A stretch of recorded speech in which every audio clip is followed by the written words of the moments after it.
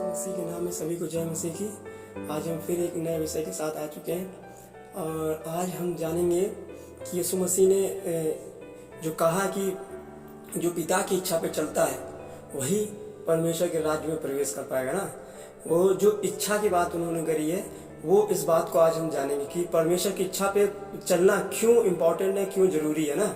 क्योंकि एक जगह पे ऐसा था कि जब यीशु मसीह एक जगह पे सुसमाचार सुना रहे थे तो उनके भाई और उनकी माँ आई थी वहाँ पे, और तो उन्होंने ये कहा था कि वो यीशु मसीह को ढूंढ रहे थे। तो उन्होंने कहा कि मेरे भाई बहन माँ वो है जो परमेश्वर के वचन को सुनते हैं और उसे मानते हैं, वो उसकी इच्छा पे चलते, वही माँ और भाई बहन वही लोग हैं। तो परमेश्वर यीशु मसीह क्यों इम्पोर्टेंट देते हैं उस बात को कि परमेश्वर की इच्छा पे चलना है ना। और एक और बात को देखेंगे, जब यीशु मसीह गतसमनी के बाग में थे, जब वो प्रार्थना कर रहे थे तो वहाँ पर उन्होंने कहा था कि यदि हो सके पिता तो मेरे सामने से प्याला हट जाए, फिर भी मेरी नहीं तेरी इच्छा पूरी हो। हर जगह पे क्या किया यीशु मसीह ने, परमेश्वर की इच्छा को जाना है ना। परमेश्वर की जो इच्छा है उसी इच्छा पे चलना है और वही मुझे करना है, उसकी इच्छा को पूरा करना उनका काम था, पिता की इच्छा को पूरी करना।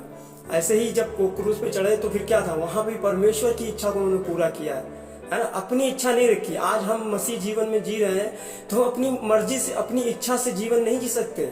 हमारे सामने क्या है, हमारे सामने हमें पता है कि हम जैसा वचन में लिखा है, जैसा हमें अगुए हमें समझाते हैं, जैसे कि हम चर्च में जाके सीखते हैं, तो हम ये नहीं मसीह में अपनी मर्जी से जी सकते। नहीं, ऐसा बाइबल नहीं कहती। जो परमेश्वर की इच्छा पे चलता है, अगर आप मसीह में यदि अपनी लाइफ में फिर भी आप उस बात को इग्नोर करके जो हमारे ब्रदर, जो सिस्टर, जो आंटी लोग समझाते हैं चर्च में, जो सिखाते हैं, हम उनकी बात को इग्नोर करके फिर भी हम ध्यान अपनी मर्जी जीवन जिएंगे तो ये कोई तरीका नहीं हुआ।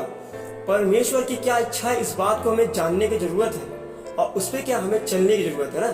आइए हम एक वचन से देखेंगे, हम ज्यादा देर ना बात करते हुए, तो उससे हम समझ पाएंगे ना।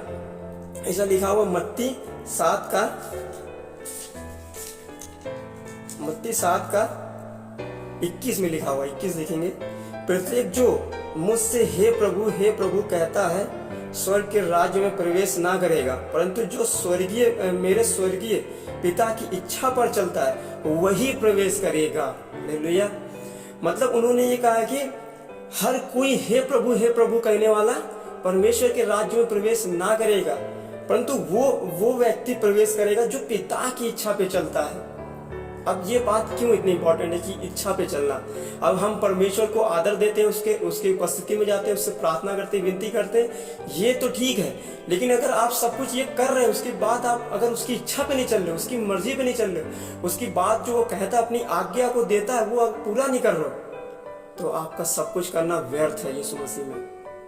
भाइयों, मेरी बहनों, इस बात को इंपॉर्टेंट जानने की जरूरत है, क्यों परमेश्वर की इच्छा पे चलना मेरे लिए इतना जरूरी है ना। ये बहुत ही बात इंपॉर्टेंट, क्योंकि इसमें साफ साफ कह रहा है कि हर कोई व्यक्ति हे प्रभु कहने वाला उसके राज्य में ना जाने पाएगा। अब बहुत से ऐसे मसीह में है जो ऐसा दिखावा करते हैं, ऐसा बताते हैं अपने आप को, ऐसा शो ऑफ करते हैं जैसे परमेश्वर के सबसे करीब रहने वाले यही हैं, सबसे ज्यादा परमेश्वर के चुने हुए यही हैं। लेकिन वो परमेश्वर जानता है कि ये मेरा इससे रिश्ता कैसा है, ये मेरी इच्छा पे चलता है या नहीं चलता, या फिर सिर्फ दिखावा करता है। यदि आप लोग ऐसे जीवन को जी रहे हैं तो अपने आप को, अपने मन को, अपनी इच्छा को खत्म करके वरन परमेश्वर की इच्छा पे चलने की जरूरत है ना। अपनी मर्जी से हम नहीं जी सकते मसीह जीवन में।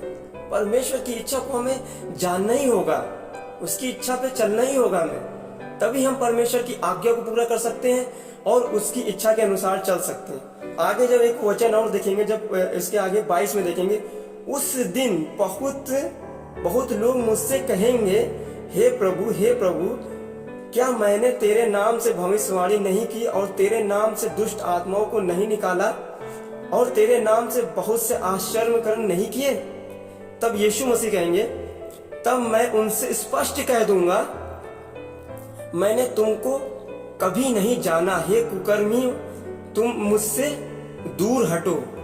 अब देखिए, अब यहाँ पे आगे क्या बोल रहा है, वो अंत के समय की बात बोले, जब वो समय में बहुत से यीशु मसीह के सामने आएंगे कि मैंने आश्चर्य कर्म किए ना। बहुत से इसमें जब 22 पढ़ोगे तो उस दिन लोग बहुत से आके कहेंगे हे प्रभु हमने तेरे नाम से भविष्यवाणियां की, हमने तेरे नाम से दुष्ट आत्माओं को निकाला, हमने तेरे नाम से आश्चर्य कर्म किए। मतलब बहुत बड़े बड़े काम हुए यीशु के नाम से, प्रोफेसी भी हुई है, दुष्ट आत्माएं भी निकाली गई यीशु के नाम से। फिर भी ऐसे लोगों को यीशु मसीह कह रहे हैं कि हे कुकर्म करने वालों, मेरे सामने से दूर हटो, मैंने तुम्हें कभी जाना तक नहीं है। ओ हालेलुया। आज इस बात को बहुत जानने की जरूरत है। आज आपके लाइफ में हो सकता है हमें जो सुन रहे हो वैसे लोग होंगे जो भविष्यवाणियां भी करते होंगे, ऐसे लोग होंगे जिनके नाम से जो प्रार्थनाएं करते होंगे यीशु के नाम से, दुष्ट आत्माएं भी निकलती होंगी, है ना। आश्चर्य में करेंगे, चंगाइयां होती होंगी, छुटकारे होते होंगे, करते होंगे आप। ये मतलब इसका ये नहीं है कि परमेश्वर आपके साथ है। नो, ये वचन साफ साफ कह रहा है कि ऐसे बहुत से आएंगे लेकिन परमेश्वर पहचानने से भी इनकार कर देगा।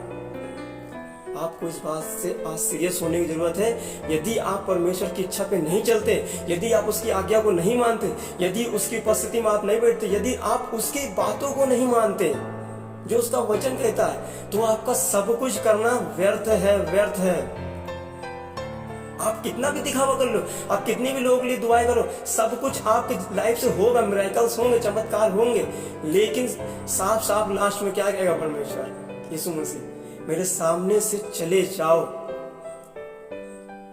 क्या वो दिन देखने के लिए आप तैयार हैं अपने आप को किए कि यीशु मसीह जब आए तो उसकी नजर में सबसे ज्यादा धर्मी मैं पाया जाऊं?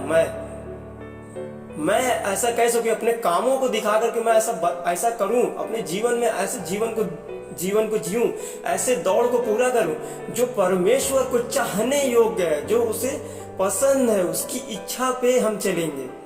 आज यदि मैं कहता हूं इस वचन को मुझे भी फॉलो करने की जरूरत है, उसकी इच्छा पे चलने की जरूरत है। आज भी यही मेरा कहने का मतलब यही है कि परमेश्वर की वचन को अगर आपने जान लिया, उसकी संगति में आप मसीह लोगों की संगति में रहते, सब कुछ आप कर रहे हो, लेकिन आप यदि उसकी इच्छा पे नहीं चल रहे हो, यदि आप उसकी आज्ञा को नहीं मान रहे, यदि आप उसके वचन को नहीं मान रहे, तो आपका आश्चर्य कर्म करना, आपके लाइफ में मिरेकल्स होना, आपके लाइफ में दुष्ट आत्माएं अगर आपके प्रार्थना करने निकलती तो कोई बड़ी बात नहीं है। क्या अन्य जातियों में ऐसे काम नहीं होते, है ना? तो इस बात को बहुत इंपॉर्टेंट समझने की जरूरत है कि आज हमें एक डिसीजन लेना है। यदि आप ऐसे जीवन को जी रहे हैं, तो ऐसे यदि आप उसकी इच्छा पे नहीं चल रहे, यदि आप उसकी आज्ञा को नहीं मान रहे, यदि आप सब कुछ अपने इच्छा अनुसार कर रहे हैं, बस सिर्फ चर्च जाते हैं, बस संगति नॉर्मल लाइफ जी रहे हैं और जैसा प्रभु कहता वैसा नहीं जी रहे, तो प्रभु से तौबा करें, क्षमा मांगे, परमेश्वर आपको बल देंगे, ताकत देंगे, आपको आपके मन को, इच्छा को उसके आगे रखिए परमेश्वर को, वो आपको तैयार करेंगे और फिर क्या होगा, आप उसके वचन को मान करके जीवन को जिए, है ना। प्रभु आपको आगे तक लेके जाएंगे और आपको बुद्धि ज्ञान भी देंगे कि आपको उसकी इच्छा क्या है, उसकी इच्छा को जान करके समझ करके कैसे हमें चलना। तो इस काम को हम करेंगे। आई होप कि आप समझ पाए मेरी बात को। तो इस वचन से प्रभु आपको आशीष दे।